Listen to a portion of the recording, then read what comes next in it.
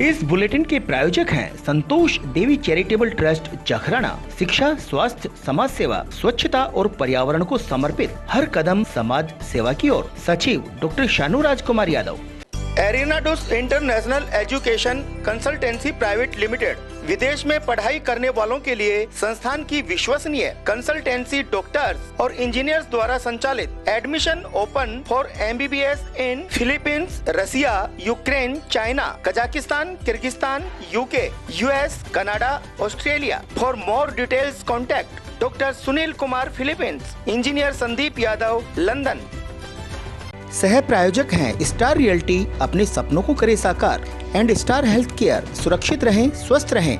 निवेदक अमन कुमार यादव, सदस्य भारतीय खाद्य निगम, भारत सरकार। संजय यादव उर्फ मुन्ना खोरी। नमस्कार, मैं हूं हनुमान गोयल और आप देख रहे हैं राज 24। राजस्थान के पूर्व प्रदेशाध्यक्ष अशोक परनामी आज नीमराना पहुंचे। भाजपा कार्यालय पर परनामी का कार्यकर्ताओं द्वारा भव्य स्वागत किया गया। वहीं भाजपा द्वारा एक पत्रकार वार्ता का आयोजन भी किया गया, जिसमें पूर्व प्रदेशाध्यक्ष व विधायक अशोक परनामी ने केंद्र द्वारा पारित 3 कृषि बिलों पर विस्तार से चर्चा की। उनके साथ जिला संगठन प्रभारी मनीष पारिक, मुंडावर विधायक मंजीत धर्मपाल चौधरी, जिला अध्यक्ष बलवान सिंह यादव भी मौजूद थे। हमने 1.5 गुना MSP करके ये तो हमने सिद्ध कर दिया कि 1.5 गुना तो हमने कर दी, बाकी उसकी 2 गुनी उसकी कमाई हो, उस दिशा में हमारी सरकार काम कर रही है। परंतु फिर भी विपक्ष, कांग्रेस की सरकार किसानों को जो 3 नए कृषि बिल पार्लियामेंट में पास हुए हैं, प्रधानमंत्री जी ने पास करवाए हैं, उसका आज विरोध करना चाह रही है। किसानों को भ्रमित करने का काम करना चाह रही है, जबकि ये तीनों जो नए कृषि बिल हैं ये किसान को आत्मनिर्भर बनाने के लिए हमने किए हैं। किसानों की वो सब दुखों को दूर करने के लिए हम ये कृषि बिल बनाए हैं, ताकि किसानों को अपनी फसल को बेचने में, अपनी फसल को रखने में, अपनी फसल का मालिकाना हक प्राप्त करने में जहाँ जहाँ भी अड़चनें आ रही थी, उन अड़चनों को हमने दूर करने का काम किया। परंतु आज विपक्ष, आज कांग्रेस सरकार इसमें भी किसानों को भ्रमित करने का काम कर रही है। आज वो कह रही है कि हमारी भारतीय जनता पार्टी की सरकार MSP व्यवस्था को खत्म कर रही है। हमने कहाँ व्यवस्था को खत्म करने का काम किया, बल्कि अभी प्रधानमंत्री जी ने जो MSP के जो रेट अभी जारी किए वो 1.5 गुना जारी किए। और कल भी प्रधानमंत्री जी ने बड़ा स्पष्ट कहा कि हमारी सरकार MSP में खरीद बंद नहीं कर रही, वो खरीद चालू ही रहेगी। इसमें किसी प्रकार की किसी को चिंता करने की आवश्यकता नहीं। फिर वो कहते हैं ये मंडियां बंद हो जाएंगी। हमने कहा कोई मंडियां बंद नहीं करने जा रहे, मंडियां जैसे चल रही हैं वैसे ही चलेंगी। हाँ, किसान की मर्जी है कि वो मंडी में अपना अनाज बेचता है या वो बाहर बेचता है। किसान उसके लिए स्वतंत्र है। अभी तक किसान स्वतंत्र नहीं था, तो मंडी में पूरी दादागिरी चलती थी। 8% उसको टैक्स देना पड़ता, मंडी टैक्स देना पड़ता था।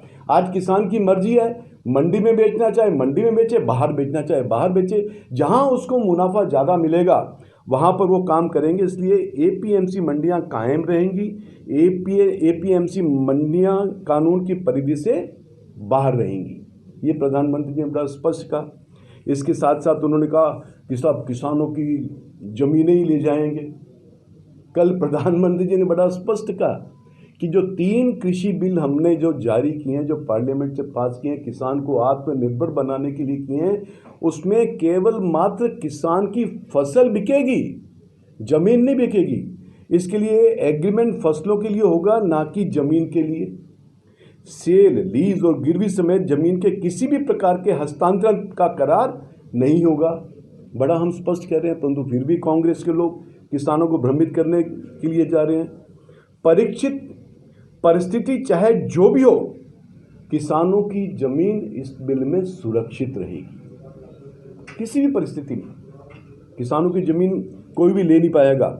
फार्मिंग एग्रीमेंट में कृषि उपज का खरीद मूल्य दर्ज किया जाएगा। अब ये कह रहे हैं कि इसका कॉन्ट्रैक्ट फार्मिंग के मामले में किसानों के लिए मूल्य की कोई गारंटी नहीं है। प्रधानमंत्री जी कह रहे हैं कि गारंटी कैसे नहीं है, किसान ही तो एग्रीमेंट करेगा, और किसान जब एग्रीमेंट करेगा तो उसमें कीमत दर्ज करेगा, उसी कीमत पे खरीद होगी, उसी कीमत पे सेल होगी। ये भी भ्रामक प्रचार करने का जा रहा है। जबकि किसानों का भुगतान तय सीमा के भीतर करना होगा। ये एक्ट में है ये कि जो भी एग्रीमेंट करेगा वो तय सीमा में अपना भुगतान भी पूरा करेगा, अन्यथा कानूनी कार्रवाई होगी और जुर्माना भी लगेगा उस पर। ये भी बड़ा हमने स्पष्ट किया है।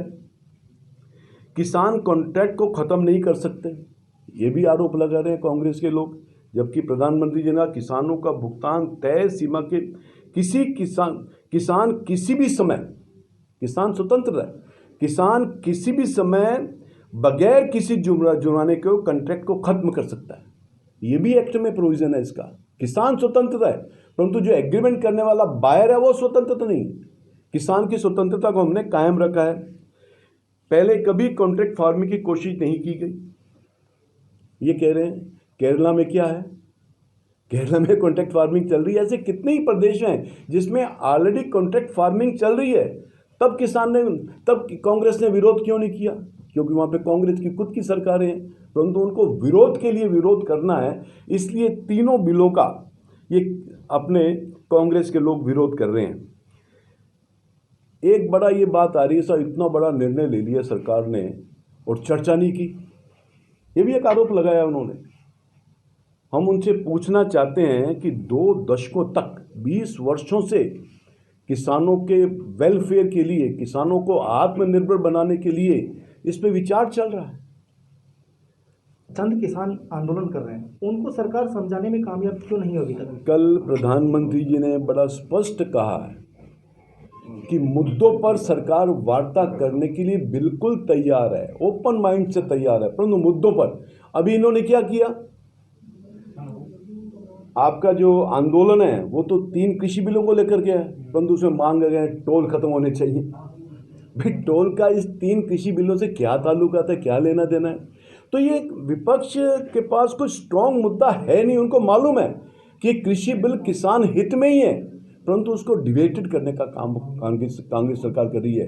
पिछले 6 वर्षों से कांग्रेस को ऐसा एक भी मुद्दा नहीं मिला कि वो कहीं भी भारतीय जनता पार्टी की सरकार का विरोध कर सके। ये बेवजह विरोध कांग्रेस की सरकार राजनीति से प्रेरित होकर के किसानों को भ्रमित करने का काम कर रही है। सर, हनुमान बेनीवाल ने बीजेपी को समर्थन किया था और किसान आंदोलन को लेकर के वो कह रहे हैं बीजेपी किसानों की बात नहीं मानती, मैंने उसे अपना नाता तोड़ लिया है। बीजेपी अवसरवाद की राजनीति करती, जाति धर्म के नाम पर राजनीति करती। देखिए पार्टी में वो शामिल हुए, उन्होंने आगे आकर के बढ़ के का मैं पार्टी में शामिल होना चाहता हूँ तो पार्टी में शामिल हुए। अब वो जाना चाहते हैं तो जाए ना, किसी ने मना थोड़ी किया उनको, किसी ने मना थोड़ी किया उनको।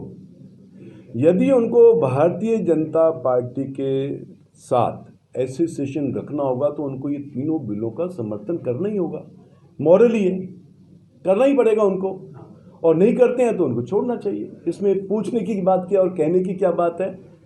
सर, कल प्रधानमंत्री जी ने कहा था कि किसानों के हर मुद्दे पे बात करने के लिए हम तैयार हैं, हमारे दरवाजे खुले हैं, लेकिन भाजपा के ही कई बड़े नेता सांसद ऐसे बयान दे जाते हैं जो आग में घी डालने का काम करते हैं, जैसे कि किसानों के बीच में माओवादी हैं, खालिस्तानी हैं, इनके पास पैसा वहाँ से कनाडा और पाकिस्तान से आ रहा है। देखिए कोई भी बात जब कही जाती है ना तो उसके पीछे कोई ना कोई सुराग जरूर होता है। कोई भी व्यक्ति बिना उसके कोई बात नहीं करता। जिन्होंने भी ये बात की है निश्चित रूप से उनको इस प्रकार की उनकी जानकारी होगी। अब आपकी सेवा में अत्याधुनिक मशीनों से युक्त खुल गया doctor Manish dental hospital, Krishna mall, नजदीक Punjab national bank, doctor Charu Gupta clinic के पास, पुराना बस स्टैंड, बहरोड।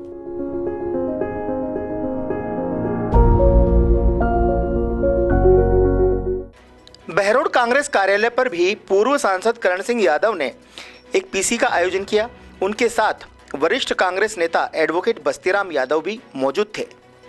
करण सिंह यादव का कांग्रेस कार्यालय पर पहुंचने पर कार्यकर्ताओं ने जोरदार स्वागत भी किया। किसान आंदोलन में किसानों के समर्थन में क्या कहेंगे? देखिए, देश में एक अघोषित इमरजेंसी चल रही है, तानाशाही का राज चल रहा है, डेमोक्रेसी को बिल्कुल उखाड़ करके फेंक दिया है। जिस तरह के 3 किसान विरोधी बिल आनन फानन में राज्यसभा के अंदर भागते दौड़ते पास करके और किसानों से ये कह दिया गया कि आपके हित में हैं ये सारे। आज भारत का एक किसान भी इस बिल को ग्रहण करने के पक्ष में नहीं है। लोग महीने भर से अधिक समय से दिल्ली के बॉर्डर पर इस कड़ाती ठंड में बैठे हैं, पानी की बौछार सह रहे हैं, पुलिस के अत्याचार सह रहे हैं और ये आंदोलन अब घर घर में जा रहा है। मोदी जी के लिए अब सही समय है कि अपनी हठधर्मिता को छोड़ें, डेमोक्रेसी में विश्वास रखते हैं तो डेमोक्रेसी की बात करें और बहुत सम्मान से किसानों के ये तीनों बिल वापस लेने की घोषणा करें और फिर उनके साथ में मिल बैठ करके जो एमएसपी पे, जो स्टोरेज पे, जो मंडियों के ऊपर जो बात खुद ने उन्होंने स्वीकार की है कि हमारी गलतियां जिनको हम दुरुस्त करेंगे, उनको समायोजित करते हुए नए बिल लेकर के हमें, यही इसका समाधान है और कोई समाधान है नहीं। आज के बुलेटिन में इतना ही। देखते रहें राज 24। नमस्कार।